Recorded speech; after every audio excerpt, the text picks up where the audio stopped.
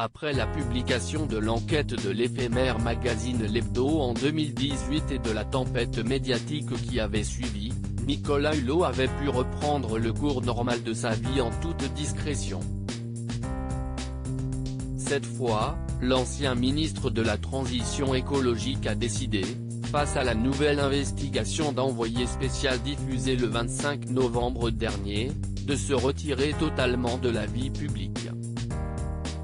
Anticipant le scandale, le présentateur d'Ushuaïa avait choisi la même stratégie de crise que pour la précédente affaire, se rendant sur le plateau de BFM TV pour s'exprimer avant la divulgation des accusations de viol, d'agression sexuelle et de harcèlement. Il se trouve désormais reclus chez lui à Saint-Lunaire, une station balnéaire de la côte d'Émeraude où il habite depuis 2005, révèle le magazine Paris Match qui a enquêté sur ce scandale et notamment, sur celles et ceux qui savaient. Depuis les révélations de jeudi dernier, il s'est réfugié chez lui, à Saint-Lunaire en Ille-et-Vilaine, où se trouvent aussi sa femme et ses enfants. Contacté, son avocate n'a pas souhaité nous répondre, écrit Paris Match à propos de la situation actuelle de Nicolas Hulot. Dans une vidéo datant de 2019 pour le média belge Le Soir, Nicolas Hulot faisait visiter son foyer pour les journalistes, la maison, je l'habite depuis 15 ans, la plage, je la fréquente depuis que je suis né.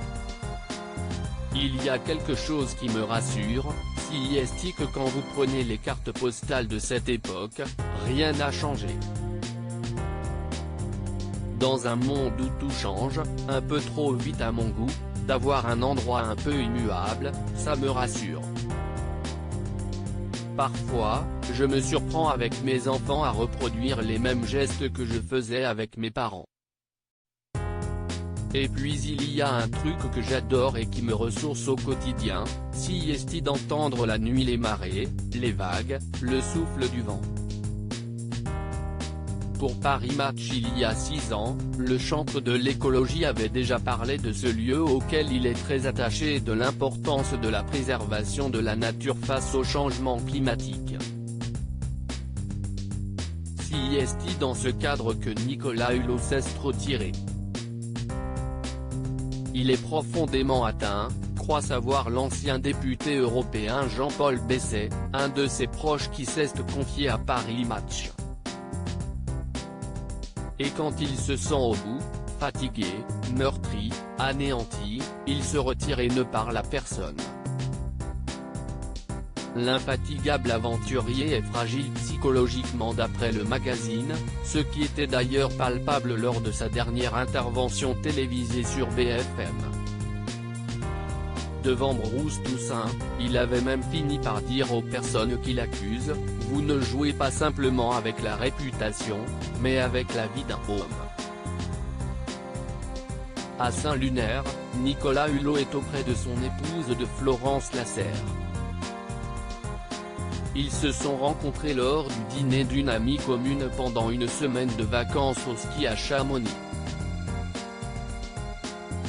Dans VSD en 2016, elle se confiait sur son couple, ce qui m'a plu chez lui, ce n'est pas tant son côté baroudeur et ses expéditions aux 4 coins de la planète, qui finalement m'impressionnaient relativement peu, mais plus certainement sa grande sensibilité à la nature. J'étais hôtesse de l'air. Mon métier, couplé aux fréquents et longs déplacements de Nicolas, est rapidement devenu incompatible avec la vie de famille. Ils se sont dit oui en 2002 dans le Vaucluse et sont parents de 2 fils Nelson et Titouan, il a également une fille Léa, née de son mariage avec Isabelle Pâtissier. De son époux, elle savait qu'il avait la réputation d'être un homme à femme, et elle dira pour la biographe Bérengère Bonte et son livre Saint-Nicolas, « Au début, je l'ai mal vécu. Maintenant, je relativise. Ou je fais l'autruche. » Lorsqu'il a démissionné de son poste de ministre en 2018, elle était à ses côtés alors qu'il était profondément ému, plus complice que jamais. Nicolas Hulot reste présumé innocent des faits qui lui sont reprochés. Retrouvez l'intégralité du dossier dans le magazine Paris Match du 2 décembre 2021.